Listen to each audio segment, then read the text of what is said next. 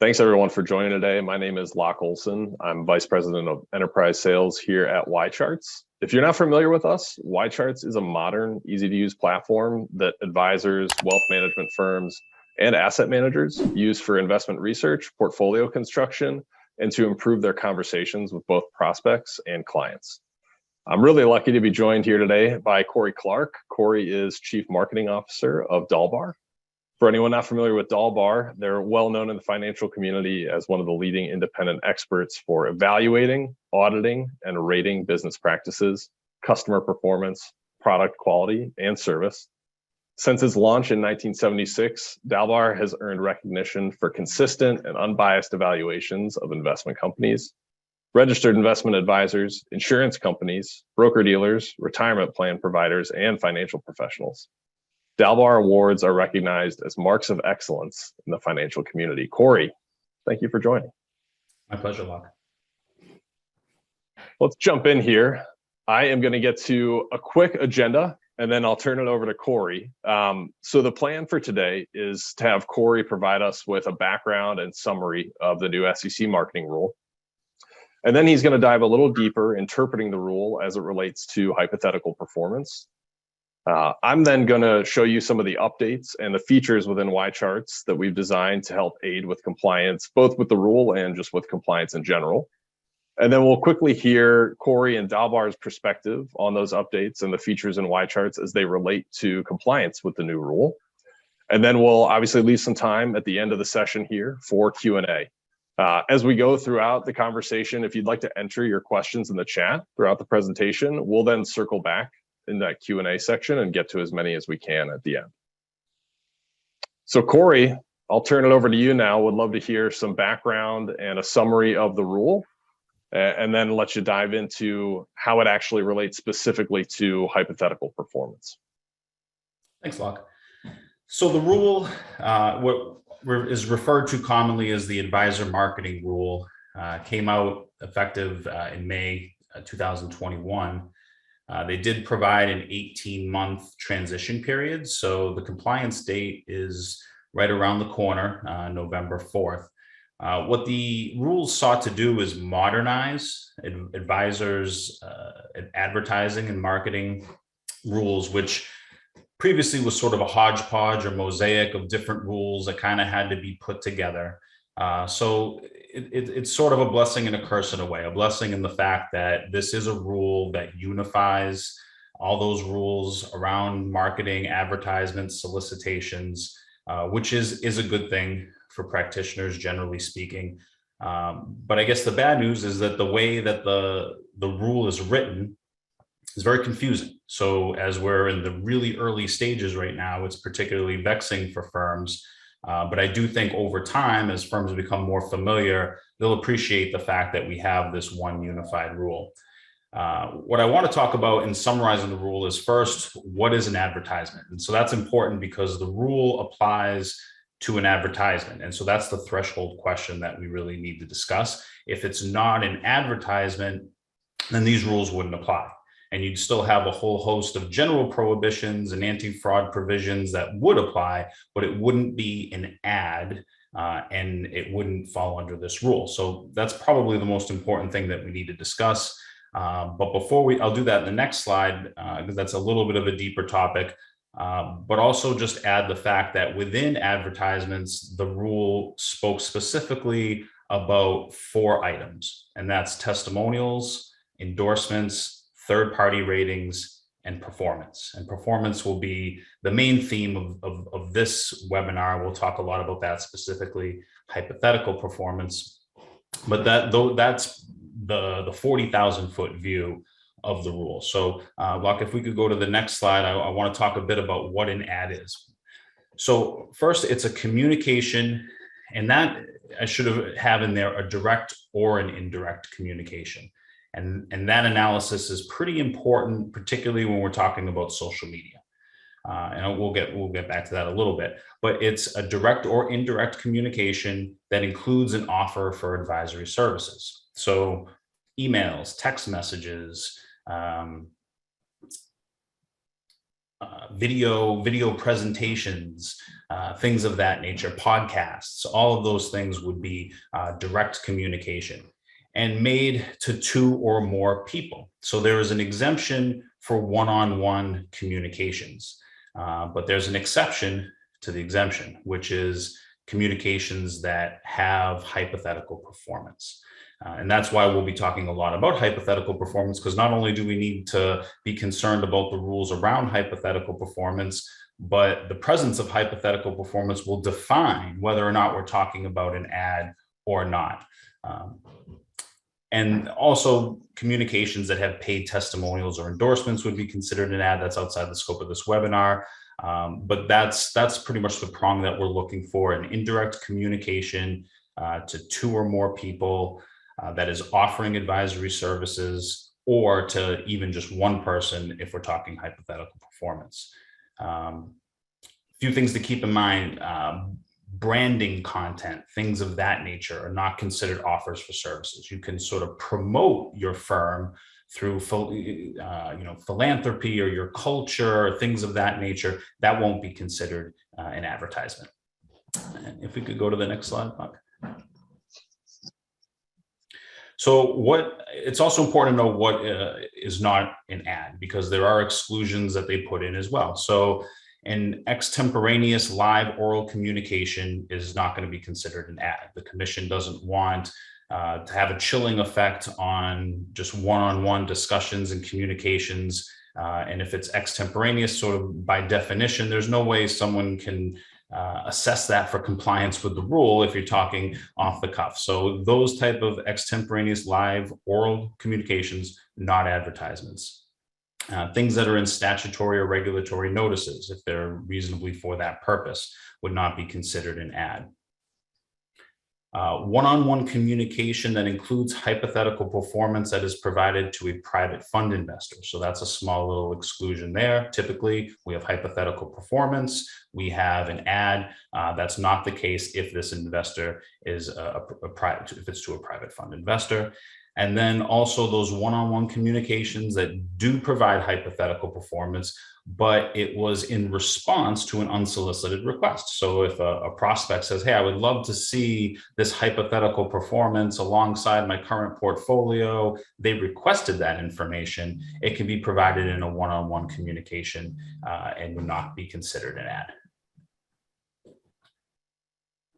Next slide, please. I had mentioned briefly general prohibitions and anti-fraud provisions.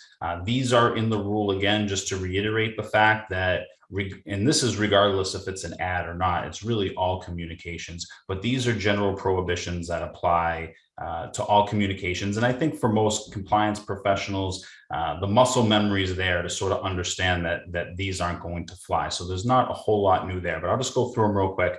Any untrue statements or omissions, unsubstantiated statements of material fact, anything that's untrue or misleading, not providing fair and balanced treatment of risks and limitations, cherry picking of the material that's provided, or anything that's otherwise materially misleading. So this isn't really anything new, but it's just important to note that this overlays everything else that we're talking about as well.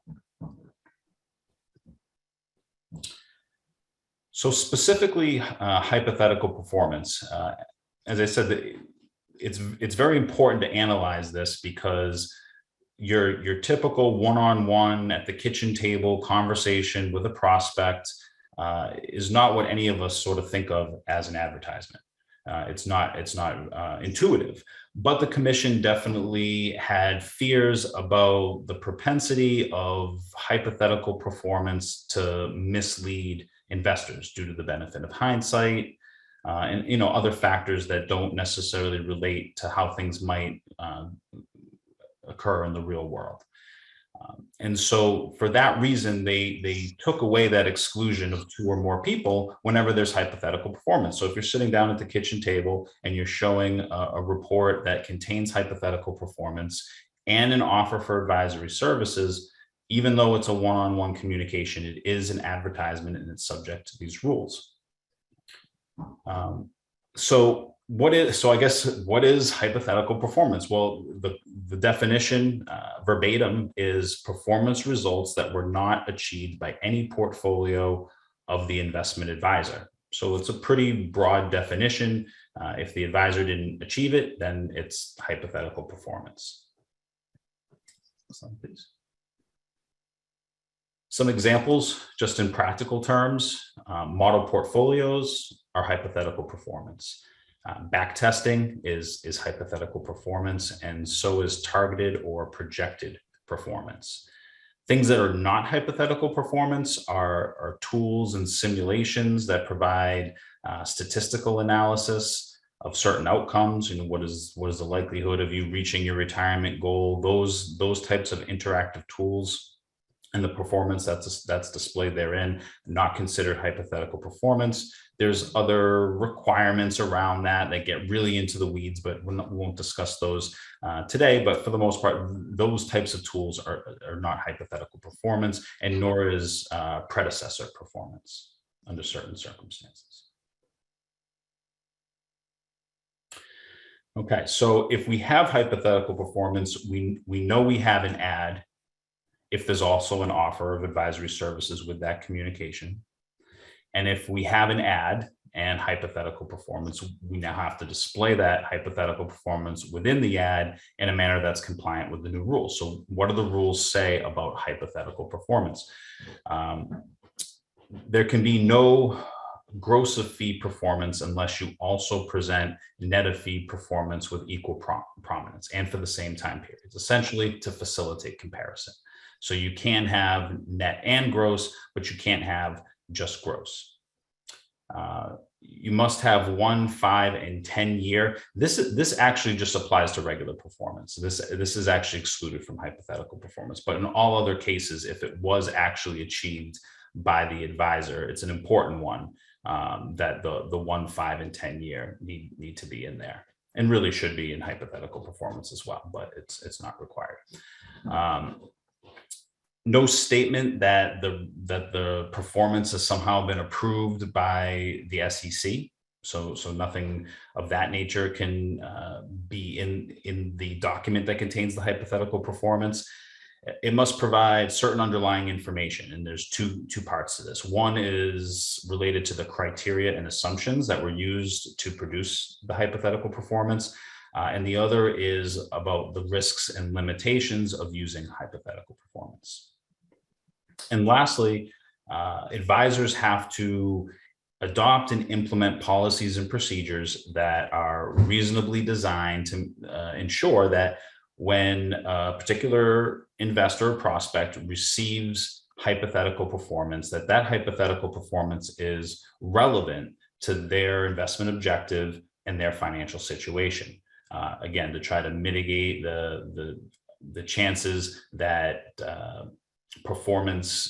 hypothetical performance that's inappropriate for that audience isn't being displayed to mislead in some way. So those are all of the requirements if we do have hypothetical performance under the advisor marketing rules. All right, so I'll take back over from you here, Cory. Thank you. And talk for a minute about some of the things that we've learned as we've looked under the hood of YCharts and looked under the hood of the rule and tried to understand how it impacts some of the reports that can be produced on our system. So I'm actually going to jump into the system here now and walk you through some of the functionality as it exists today in the system. So I'm sitting here on a landing page of all of the portfolios on my account, looking at a list of the different portfolios available to me. These are portfolios that I could have created in the system on my own. I could have pulled them into YCharts via an integration through one of our integration partners, or they could have been shared to me by my home office or by my research team or portfolio management team. So there is sharing functionality that exists that would allow a team to create these portfolios and then distribute them out to the advisor field. One of the biggest changes that we made to YCharts in relation to the new rule is a change actually in the portfolio creation process. So I'm going to go ahead and import a portfolio from one of our integration partners, and you'll see how kind of seamless this process is. I just search for the client or the portfolio that I'm looking for from that integration partner. As long as I have the integration set up already, then I can just jump right in here and start looking at what I want to pull in. So if I'm sitting down with Will and Jada Smith, then I would load up their account. It's going to pull in any of the accounts under that client, in this case, Orion. I can either pull in multiple accounts and create a household, or I can just grab this first one and hit the import button. It's going to pull all the holdings from that account into YCharts and start creating a portfolio. Now, from here, there are some different things that I could do to adjust the portfolio. Maybe I would change the benchmark and set a more appropriate benchmark for it. Let's say I start typing in 60/40 and I pull in a 60/40 benchmark to use as the benchmark for that portfolio. The biggest thing is this advisory fee for this conversation. So as you can see right now, I do not have an advisory fee tied to this portfolio. And when I go to save the portfolio and start to use it throughout YCharts or maybe run a report on it, it's going to flag that gross performance is prohibited, and any PDF report created with this model portfolio may be in violation of the SEC marketing rule. Enter an annualized fee and frequency to be compliant. So I then go back to enter the fee. I set up my frequency, let's say it's annually, and I put in that annualized advisory fee. Now I can go ahead and save that portfolio without any issues. So how does that end up working throughout the system? Well, the most common workflow here, especially if I'm sitting down with a prospect and showing hypothetical performance, is I might pull up that prospect's portfolio.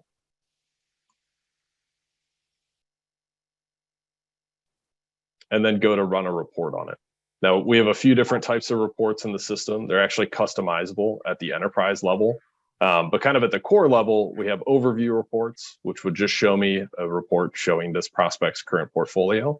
Or I have the opportunity to run a comparison report, which is going to allow me to show this prospect's portfolio against whatever portfolio I then type in here. I'll show this a little bit in more detail later on in the discussion, but you have the opportunity now to tie this prospect's situation to one of the models that either your firm runs, or maybe the home office is loaded onto your account. And you can do that in a number of ways. I might be able to type in something like aggressive allocation, and we'll do balanced actually.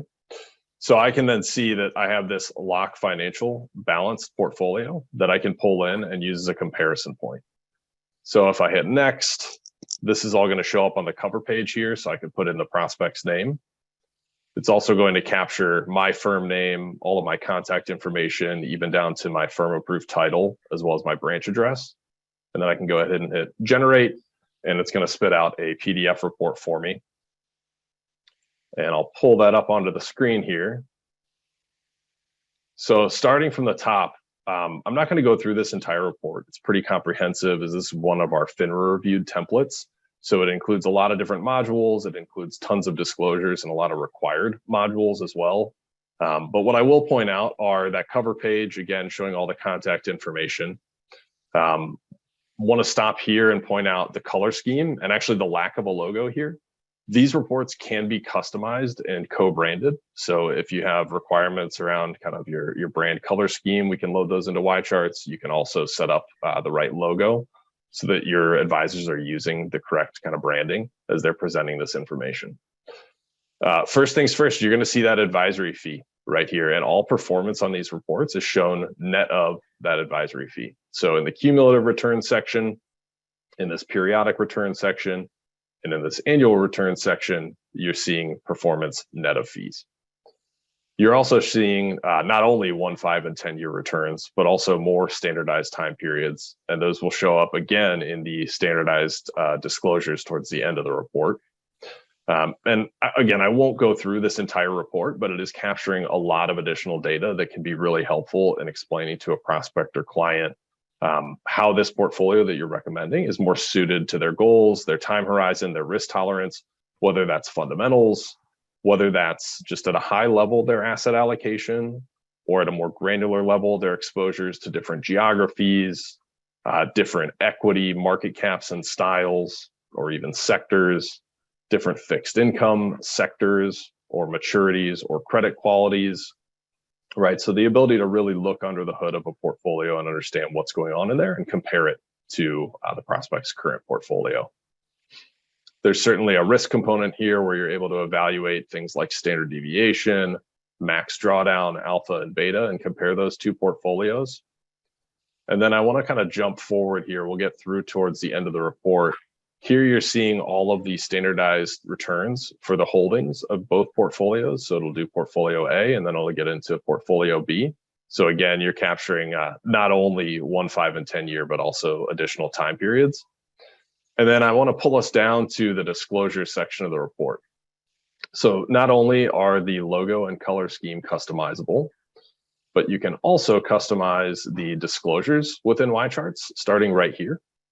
And two of the big changes we made in relation to the SEC marketing rule are the criteria and assumptions used in portfolio performance, really kind of pulling this out and including it in our boilerplate disclosure, and including this section on the risks and limitations of hypothetical performance. So I want to back away now and go back to the website just to highlight a couple more key features. One of those is, as I mentioned earlier, if I go back to this model portfolio list view, the ability to use the naming system or kind of like a nomenclature system within YCharts for your portfolios to tie those portfolios to investors' situations. So you can see here as I'm looking at this list, I've got some different risk tolerance or asset allocation models based on an advisor or an investor's expected risk tolerance. And then you could even use the naming system to tie them to the level of assets that they have, or really anything that you want to set at the firm level, right? Because you're able to enter the names here and customize them ad hoc. You can create these, set them up in the system, and then share them out with your advisors so that they have access to these models and are using what you'd like them to use. The last thing I wanted to point out here is if I go up to my account, all of the reports that I'm generating are being retained. So when I go here to my manage account field and go to report history, I can see that I'm capturing all the reports that I've generated, but I could even hone in on a specific date and say, hey, what did I run on September 13th of 2022? And it's going to pull me to those reports. So that's some of the steps that we've taken within YCharts to help advisors, wealth management firms, broker-dealers comply with the rule. Cory, I want to pass it back over to you now, just to hear your perspective on some of these changes that we've made, updates to the portfolio or to the platform, and existing tools that we already have in YCharts that help firms comply with the rule. Sure, yeah. So Dalbar was able to take a look and analyze both the comprehensive report or the overview report and the comparison report, both of which Lauck showed you. It was the comparison report that we took the deeper dive into, but both reports that both are likely to have hypothetical information, and analyzed it against these rules, expressed an opinion on that. And so I want to talk about some of those points, because in some cases I feel that the tool helps to eliminate risks for the firm. In some cases it greatly mitigates, and in other cases it just helps with the things that the firms and the advisors have to do themselves. So I'll go through each one of those. In terms of net performance, that risk has been very well mitigated for the most part, unless there's intent on the part of the advisor. One would expect, given the blunt nature of that disclosure that says it very clearly that it would be in violation of the rule, unlikely that someone would unwittingly do that, given that validation. In terms of the timeframes, that risk is eliminated because those are hard coded. There's no way that a user could run one of those reports without a 1, 5, or 10-year time frame. So it's an impossibility. Therefore, in that case, the risk of violating that provision is completely eliminated. In terms of the no express or implied statement of commission approval, that risk is also eliminated. There's no ability for the user to enter open text. Not that that's something someone would probably enter anyway, but in any event, it's not part of the report. It's not hard coded, and there's nothing the user can do to insert that language into the report. So the risk is eliminated in this case. In terms of sufficient information, we would submit that this is also a risk that's eliminated, so long as the user is actually presenting the report as it's generated, which we assume that they are. It is going to contain the underlying information that's required by the rule, which you did see when Lauck showed on the disclosure page. And then I think probably the most important one is the policies and procedures. Well, they're all important, right? You can't violate any of them. But a little bit of a deeper topic, an interesting topic, is the policies and procedures. So the commission does not expect advisors to know the exact financial situation or circumstances of prospects. I mean, they're prospects. How are you gonna get all that information? But they do expect advisors to make a reasonable judgment on the likely, and they specifically put that term likely in there and changed it from the proposal to add more flexibility, that you expect or the expected financial situation based on maybe a limited amount of information, investable assets, age, you would expect the investment objective or financial situation to fall into this category, and that this model portfolio performance would be relevant. So as Lauck showed, you're able to do that. The commission said you can group investors into wider buckets, precisely what you saw on the page that had the different model portfolios, that they were divided up by investable assets, which is what we consider the financial situation that the rule is requiring, and the investment objective. And so I think what's also important is that home offices can provide these. So, there's none of this is a substitute for the firm coming up with its own policies and procedures, which they have to do. But just to sort of paint a picture of how that could happen in the least burdensome way, is that those portfolios based on financial situation, investable assets, investment objective, or age, whatever the information is, with the understanding that it's a prospect and it's probably going to be limited information, they could approve those model portfolios, and that the portfolios themselves are appropriate for those investable assets and investment objective, and load those on to the platform. So now you know that the users have pre-approved model portfolios, and they're able to tie it into the circumstances of the prospect using the naming convention and the descriptions that accompany each model portfolio. So we see that as a great aid in doing that, and just sort of want to paint the picture, because the commission didn't want to make this a completely burdensome process. They just want to make sure that the risk of investors being misled is mitigated to the fullest extent. And that's the way they went about doing that. So I think that's great functionality, a great way to tackle that challenge in a manner that is not too burdensome. Great, thanks, Cory. Let's go ahead and open it up now to Q&A. So I think we've got some questions that have already come through the chat that Cory and I will start to look through, and hopefully we have time to answer most of them. If we don't get a chance to answer your questions, we'll follow up with you individually after the session, whichever one of Cory or I the question's more relevant for. And also, we're going to take this opportunity to run a quick survey.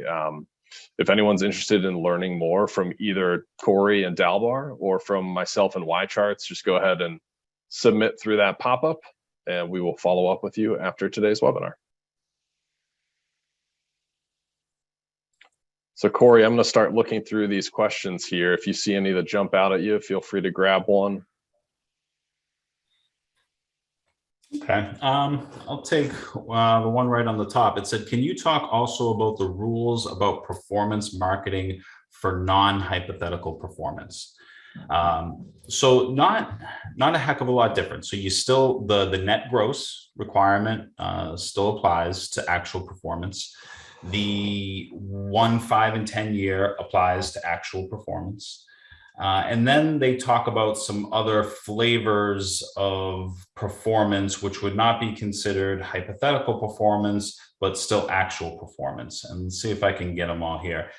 Related performance. So if you're taking related portfolios, bringing them together for one hypothetical performance, that's okay. but you have to include all related portfolios. You can't cherry pick. You can't pick the related portfolios that provide greater performance, and you can't remove any related portfolios that would change the timeframes. So say you have to do 10 years, but if you don't have 10 years worth of performance, you could do since inception. If you did have 10 years, but removing one of those related performances now all of a sudden makes it so you can only do since inception, you can't do it. So as long as it's not materially changing, you can do related performance. There's extracted performance, where you could take a larger portfolio and extract, the aggressive growth portion of it, or however the case may be. There's predecessor performance, which may have come from the same organization or maybe from the same manager with a different organization. And so there are rules around all of those and how those need to be presented. And it's usually around what you can't do so that you're not cherry picking, so that you're not inflating performance, and the disclosures that may be required. But each of those could be a webinar in and of itself, but just to kind of give you a summary, we're still talking about fees. We're still talking about 110.5. We're still talking about it's not approved by the commission. And then there's these other forms of performance that are not hypothetical performance that I stated. And I think those are the three, unless there's one other one. It's related, extracted, and predecessor. If anyone knows them, if you throw it in the chat, but I think those are the ones that are covered.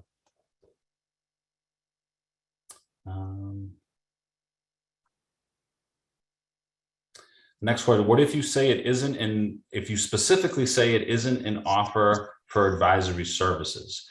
Well, that's going to depend on the facts and circumstances. I would say if you explicitly say that, that's probably going to be a pretty big check mark on the side of it's not. But just saying those words when all the other facts and circumstances and the context of the communication and all other things point to the fact that it was a disclaimer, disclaiming it away wouldn't absolve you from complying with the rule.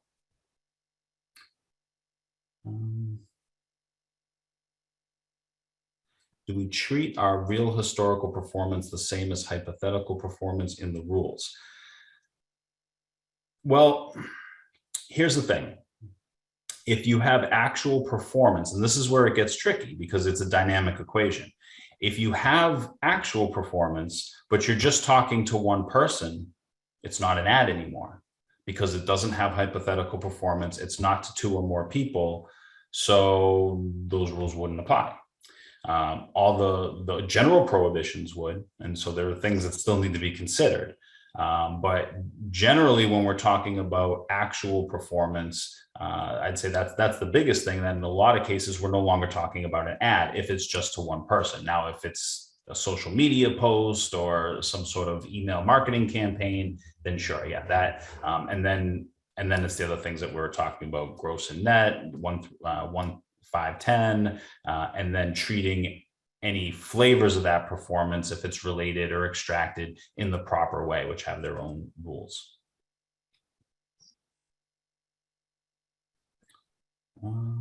Are composites considered hypothetical performance? I would say to the extent that you are, if that's related performance or extracted performance, no, it would not be.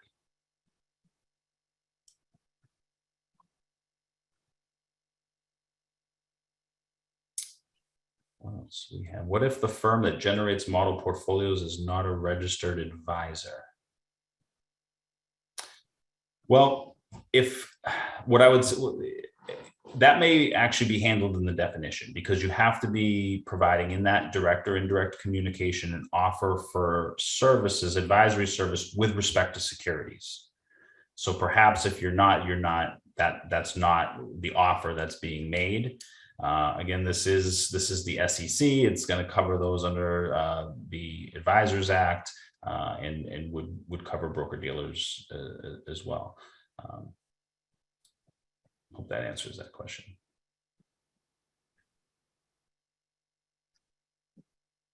Okay. I can probably take this next one and reply to Matt offline. Okay.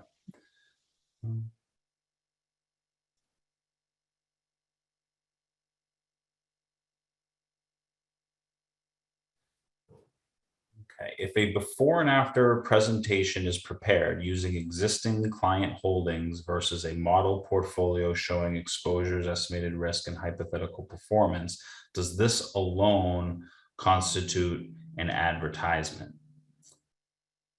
Well, it's going to depend on all the facts and circumstances. So if we're talking about the existing client's holdings, that's not a portfolio that was actually managed or actual results that were achieved by that advisor. So I would say you do have hypothetical performance in that case. If you have hypothetical performance, then you would just need an offer for advisory services of some sort. So if it was a current client and you were just having a conversation and showing them that as part of a portfolio review, or it was just part of your service to them and you weren't trying to upsell them any sort of additional services, then no, it wouldn't be an advertisement. But it does sound to me like that would trigger the hypothetical performance portion of that analysis. The question is, to what extent is there an offer for advisory services with respect to securities?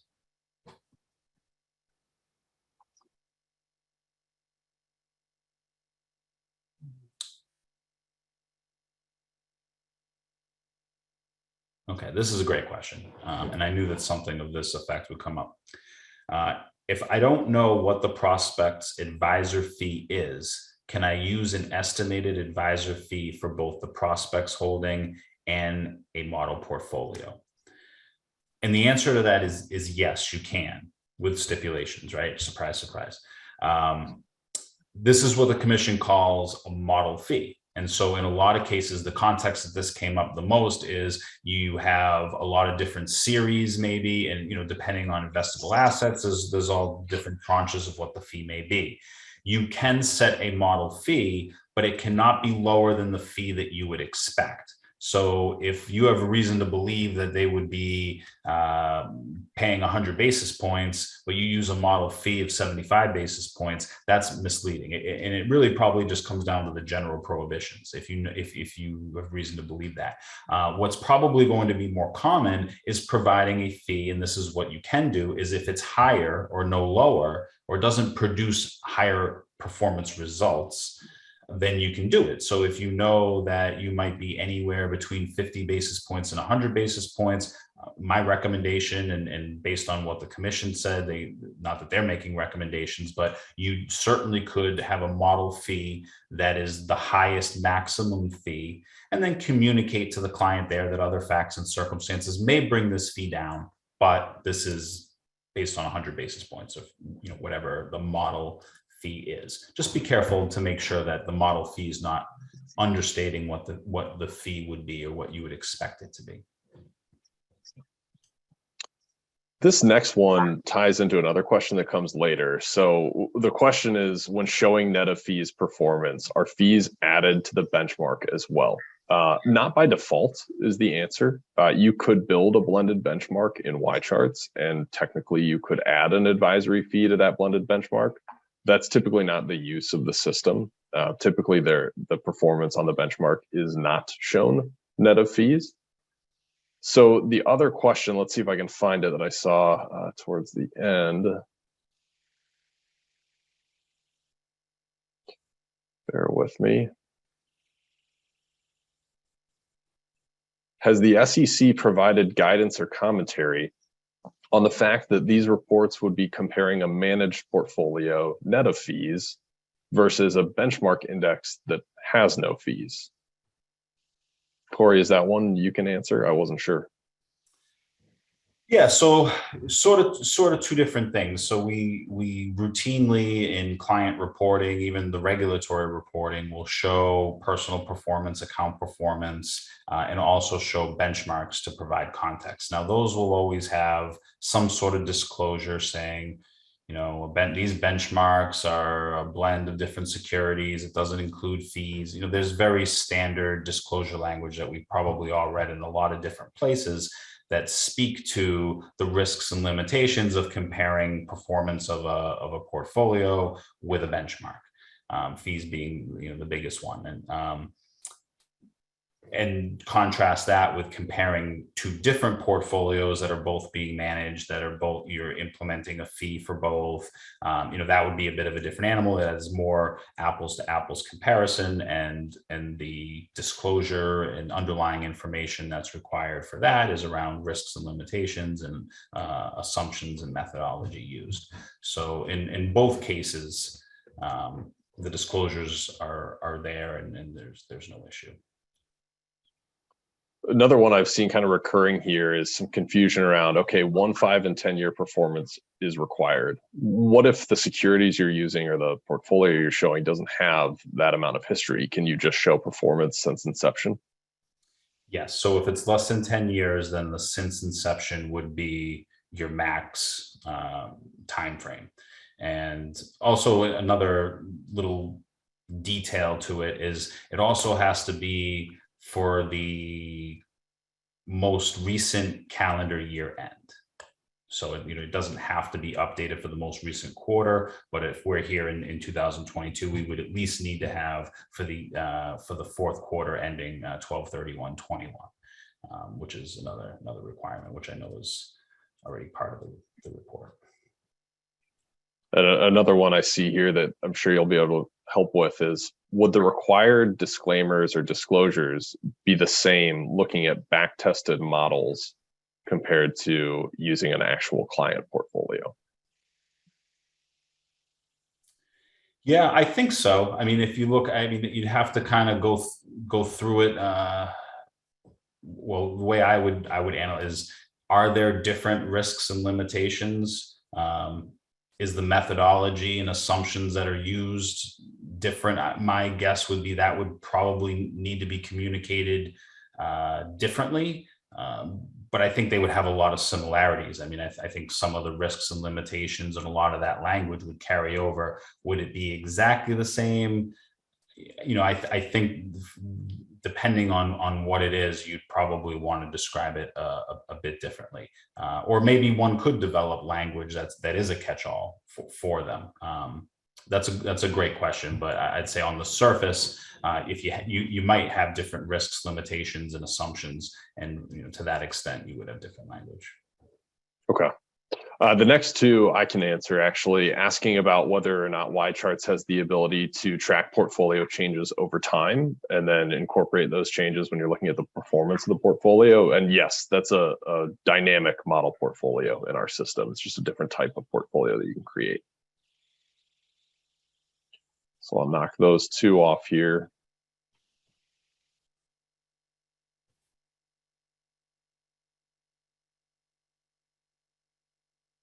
Question in here, Cory, it looks like about projected performance.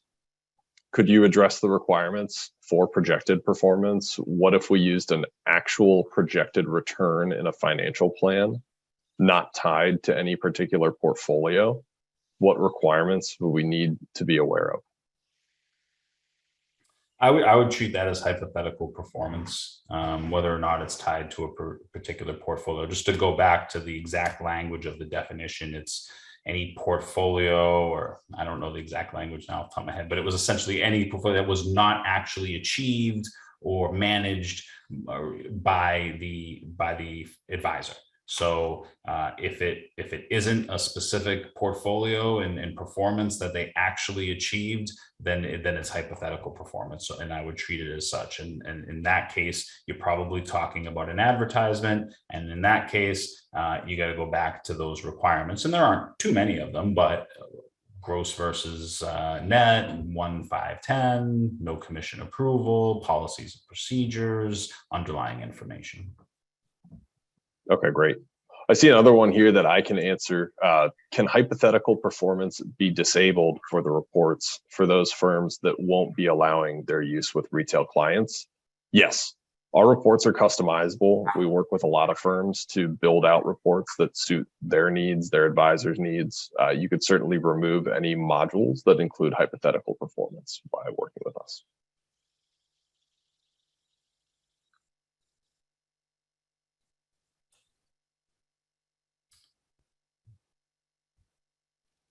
So I see a question here that I want to answer, but I've got this 2% in my mind that says I want to look up that. I want to look that up again. So against my better judgment, I'm going to bring it up anyway. So it says, we have a question whether the following falls under the hypo rule, using various portfolios composed of just indexes to illustrate various risk tolerance levels, i.e. showing 60% S&P, 40% aggregate bond to show how a moderate risk portfolio reacts in different market environments. There would be a lot of little details in there, but I think that can be done without it being considered hypothetical performance. And so I do just want to make a note, and maybe and if there are any other questions that we answer offline, we can make that available to the whole group. But I do want to look that up. I do believe that there is a particular carve out for things like indexes and making index comparisons, and that they would not be considered hypothetical performance. But I want to find the exact language and make sure that I'm being ultra accurate in that regard. But I don't believe that that's going to be hypothetical performance.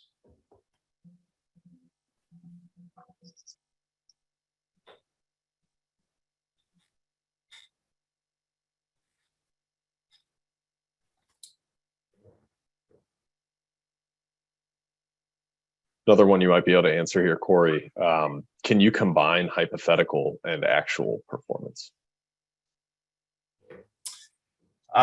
Yes, you can, but to the extent that there's any hypothetical performance in there, it's going to trigger the advertising rules, and the portion that's hypothetical, you'd have to apply that in some way. So yeah, you couldn't combine them and then have it be actual performance and then have it not trigger the rule. One, if it's in there, then it's in there. And that, so and again, there's related performance, there's extracted performance, but the underlying common denominator there is that all of them, whether they were extracted or related and combined, they were portfolios, and that was performance actually achieved by the advisor.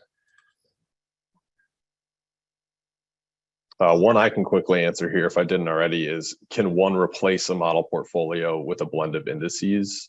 You can certainly use YCharts to create blended benchmarks if that's what you're getting after. Yes.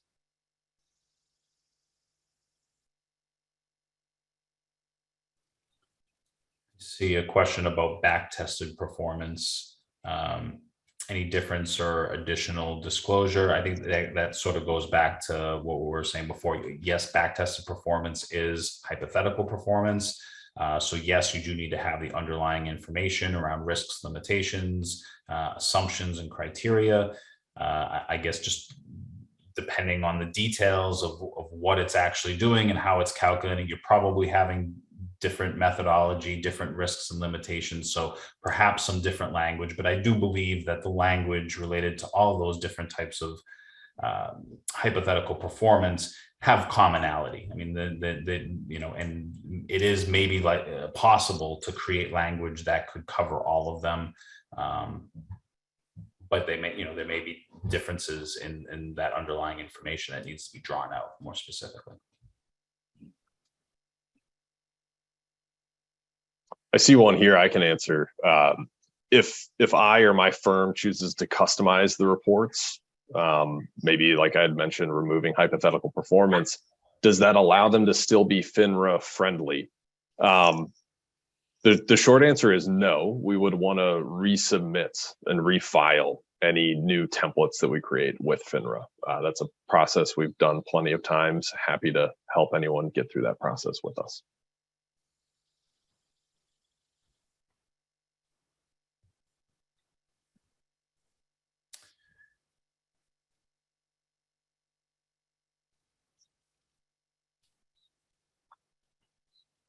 And this is an interesting question. Is it hypothetical performance if you're just showing the actual returns of a group of holdings? Is there ever a situation where you do not need to include fees showing actual returns? Assume one-on-one communication.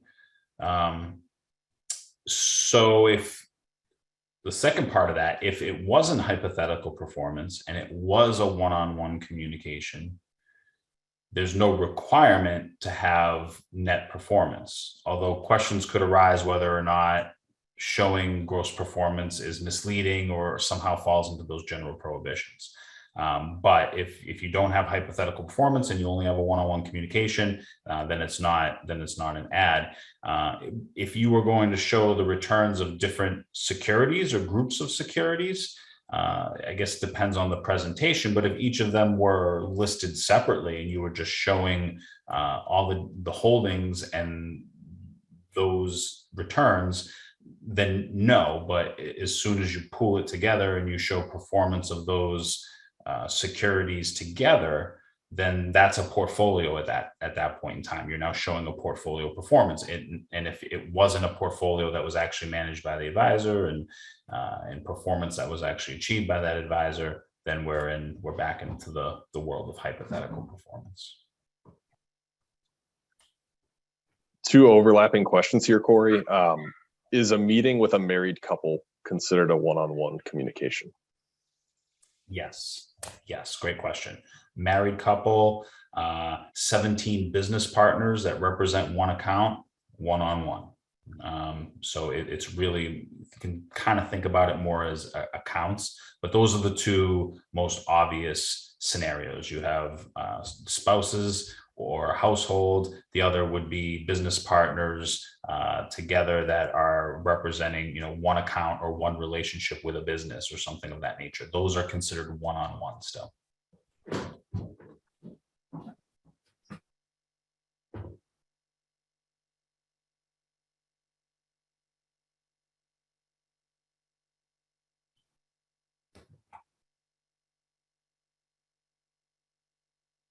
Have time for a couple more, it looks like.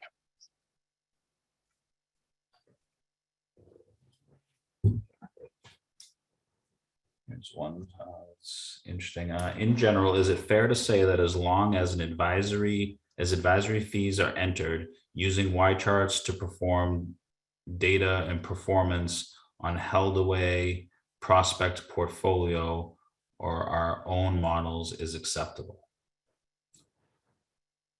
Well, if you have hypothetical performance, you still have to have policies and procedures that have been adopted and implemented to ensure that the hypothetical performance is relevant. And so in this case, even if it's a portfolio that they currently have, it's not a portfolio that you've managed. So if you're using that in a one-on-one communication for comparison, I would say that that is an advertisement. It is hypothetical performance. So you wouldn't have to worry about the net versus gross of fee, as long as you paid attention to that validation and put one in. All the underlying information is going to be there. That the 1, 5, and 10 are going to be there, and you have a means through which you can facilitate that process and procedure. But I wouldn't go as far as to say you're all set. You don't have to worry, because you still have to have something in place internally to make sure that the hypothetical performance being presented to the intended audience is relevant. One question I've heard from a lot of different firms, Cory, is should firms just require that their advisors always show performance net of a max fee based on their advisory programs, or should they allow the advisors the chance to customize the fee for the prospect or client they're speaking with? Well, more control is less risk. So, if you have different levels of fees and you have a process in which the advisor will choose the correct fee and understands that they shouldn't underestimate that fee or knowingly underestimate that fee, you don't have to hard code that. You can leave it up to them. But if you do want to be on the conservative side and make sure that you're presenting model fees that are at least what the fee will be or higher, but never lower, then one way to do that would be to work with each advisor to make sure that whatever that hard-coded fee is appropriate for them and the fee that they charge. And I think that would make some sense. I don't know how advisors might feel about that, but I think it's certainly better to show a higher fee and explain in the conversation that, this is the max fee. It can actually be lower depending on certain factors. I think that's a much safer way to go than to leaving it up to discretion and having situations where it can be a slippery slope and you're getting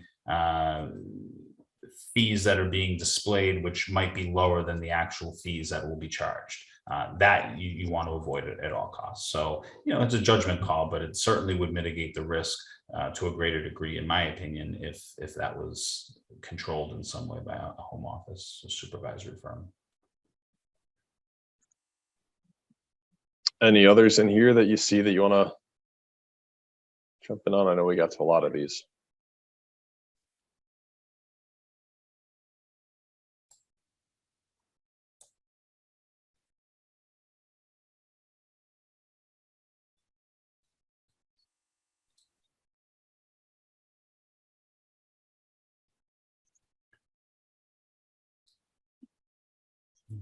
See any that would be quick and easy. Yeah, and again, everybody, we can reply one-on-one. I think it looks like there's a few lingering questions here, so we can always get back to you after the webinar today. So I'll go ahead and wrap it up from here. Cory, thanks again so much for your time today, and thanks everyone for attending, for your time. Really appreciate you hanging in here with us and learning more about Cory's perspectives and some of the tools and updates that YCharts has implemented to help advisors and firms comply with the rule. For any questions we didn't have time for, Cory and I will dig through them and get back to you one-on-one. Keep in mind a recording of this webinar will be made available later this week, probably tomorrow. So keep an eye out for that. And then last but not least, I have some contact information up here on the screen. If anyone's interested in following up with Cory or learning more about Dalbar's offerings, please reach out to Cory directly at cclark@dalbar.com. And then for anyone looking for more information on YCharts, to start a trial, to talk to our team, you can reach out to me directly, Lauck@YCharts.com, or you can email sales@YCharts.com for a general inquiry. Thanks again so much for joining us, Cory. It's been a pleasure. Thank you. Pleasure was mine. Hopefully it was valuable for everybody. Take care, everyone.